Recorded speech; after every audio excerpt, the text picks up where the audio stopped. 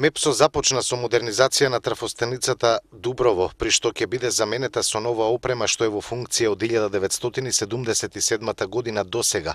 По тој повод во работна посета на Дуброво денеска беа министерот Горан Сугаревски, Сашо Василевски генерален директор и председател на управниот одбор и Сашо Стефановски, Борко Алексовски членови на управниот одбор на МЕПСО.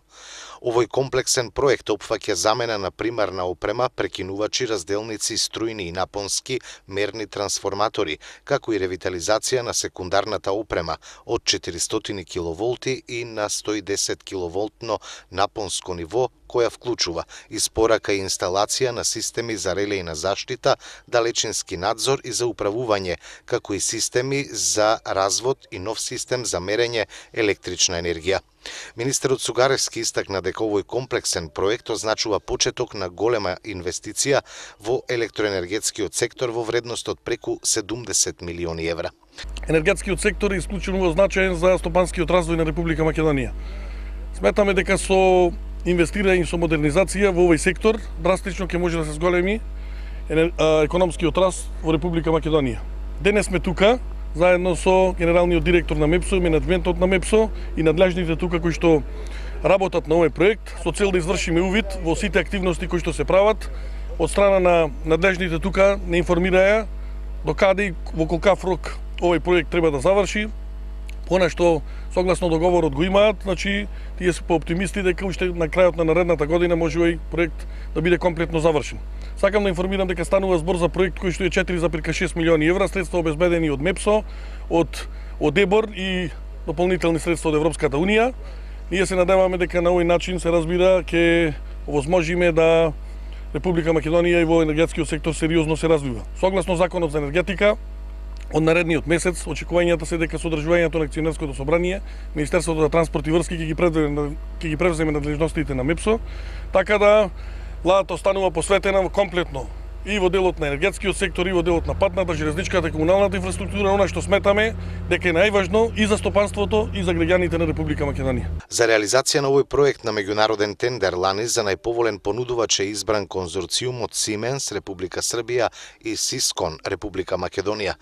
Вредноста на договорот е 4,6 милиони евра, а се финансира од сопствени средства на МЕПСО, од кредит од Европската банка за обнова и развој и од грант од Европската комисија. Ревитализација на трафостаницата Дуброво планирано е да трае 3 години. Денес се наоѓаме Дуброво, енергетска постројка 110 киловолтна, кој што моите енергетичари, електроинженери со право ја нарекуваат срцето на преносниот систем на МЕПСО.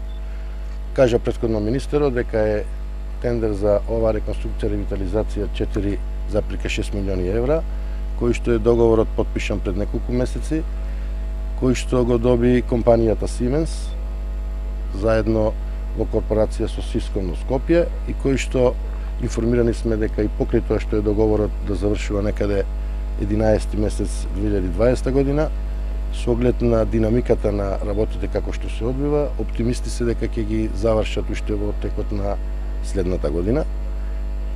Иначе, ова е само почеток на инвестициониот фронт кој што го најави МЕПСО, новиот менеджмент. Сакам да информирам јавноста дека веќе завршивме со системот на евалуација на тендерската документација за 4 далеководи и 4 трафостаници. Во фаза сме на потпишување на предоговори. Значи станува збор за инвестиционен фронт од повеќе од 20 милиони евра, со изгледа на 4 нови далеководи во должина од околу 100 километри.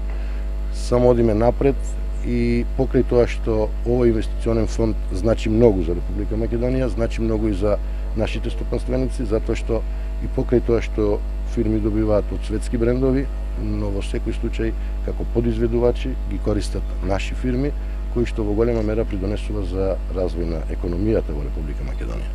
Користам ова прилика да кажам и тоа дека согласно новиот закон за енергетика, веќе од 19 овој месец имаме ние нов собственик, условно кажано, тоа е Министерството за транспорт и врски, така да имаме прилика баш со Министерот за транспорт и врски да ги отпочнеме овие процедури инвестициони. Тоа ми е огромно задоволство што ваквата средба прва со него ја правиме во едно вакво издание, со една почеток на една нова инвестициона програма кој што се надевам ќе биде во корист за сите граѓани на Република